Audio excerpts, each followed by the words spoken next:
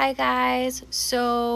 I was doing a reading for myself this morning or this afternoon. And I've been called to kind of share that reading with you. I was actually reading for someone else. I had questions, so I'm feeling called to share because I feel like this is a collective energy that may be going on. If this reading isn't for you, you won't have any sort of synchronicities, but I just got this deck and I haven't done like a psychic type of reading in a long time, and it's beautiful outside and I'm soaking in the sun, and I wanted to just kind of use this energy to share with you guys. So the deck I got is Archetypes by Kim Cran. She is awesome. I love her decks, and you'll see why. There's just the way she describes stuff is so cool. So for past energy, I got the Empty Room. I'm gonna show you them and do a little description, and we can go over at the end. And for present energy, I got the Vision. These are really pretty cards. And then for the outcome that I don't see coming, or we don't see coming, is the Ocean. So I'm going to show you what they look like all together because it's so pretty. Hold on.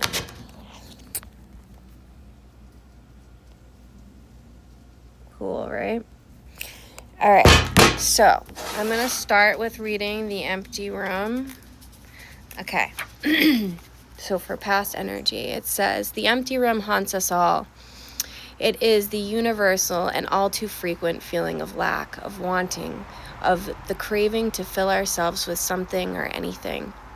We too often attempt to remedy this discomfort of the empty room by any means necessary, leading us to a culture of more. Ironically, the empty room is filled to the brim with potential, yet we perceive it as not enough. This card is a cry for patience, for sitting within the barren walls of not knowing, for awaiting true vision and purpose before attaching to what we should do next to save our outward appearance. Be with the nothingness, be with the impatience. The empty room has immense power. Let others wonder what you are doing. If you can settle into the magic of emptiness, you will soon hear its whispers of wisdom. All right. And then for present energy, I got the Vision. Okay. It is said that we are each born with unique vision, a destiny toward which we are aimed. It is also said that we forget this vision the moment we are born. Thus, we are sent on a lifelong journey of rediscovery. Such is the elusive nature of the vision. It slips away, yet it guides. It appears in strange dreams and surreal images, seemingly unattainable and preposterous. When we are connected to the vision, we carry an inspired, enchanted aliveness that others recognize. We trust the world and its synchronicities. We walk through the new doors into wondrous opportunities. We all want to be near to those with vision. They emit energy more potent than any elixir.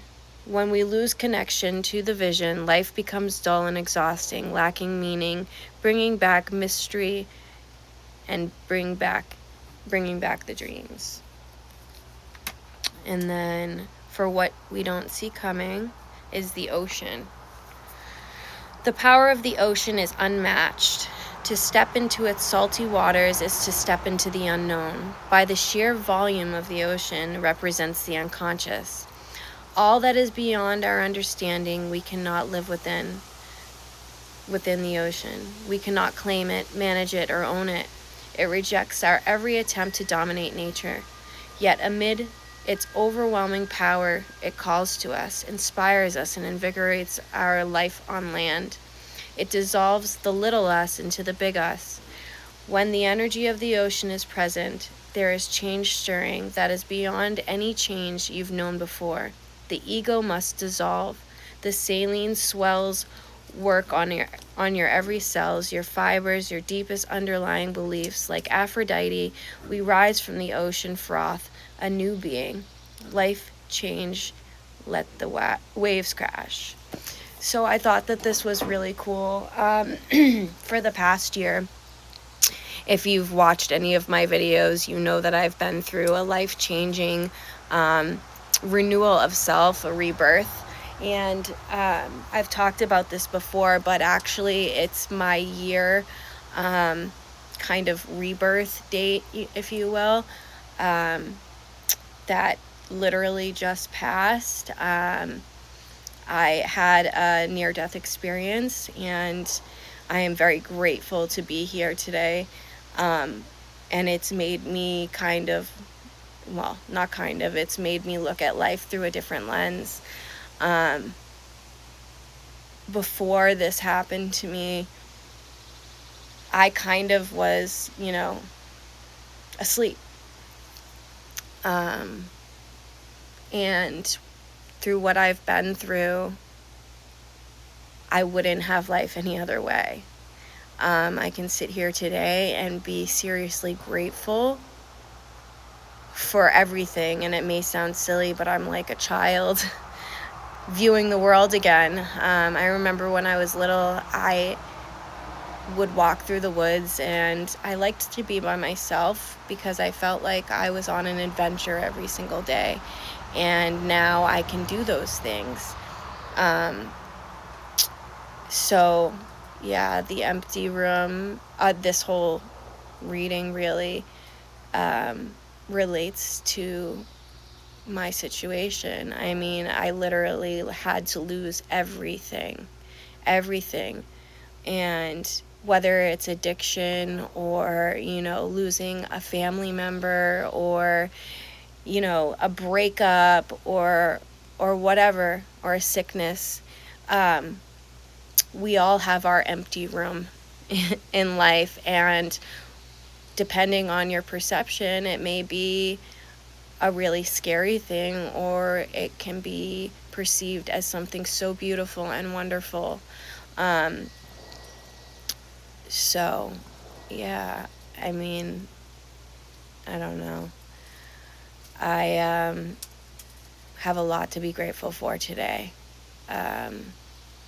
And to see that the vision is my present, or our present, if you're resonating with this, everything is at our fingertips, really. Life can be so short, and I think that, if I've learned anything this year, I took a lot of things for granted.